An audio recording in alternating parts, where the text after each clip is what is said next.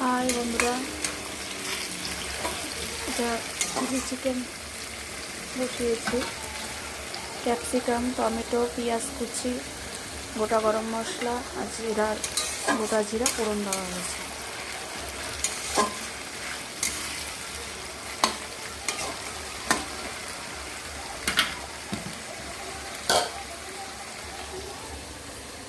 এটার মধ্যে আদা রসুন পেস্ট করা হয়েছে, আর লঙ্কার গুঁড়ো আছে, একটু হলুদ আছে, সাথে নুন আছে।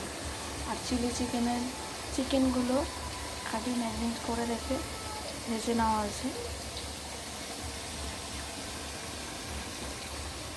আর চাটনি হয়ে গেছে, টমেটোর চাটনি।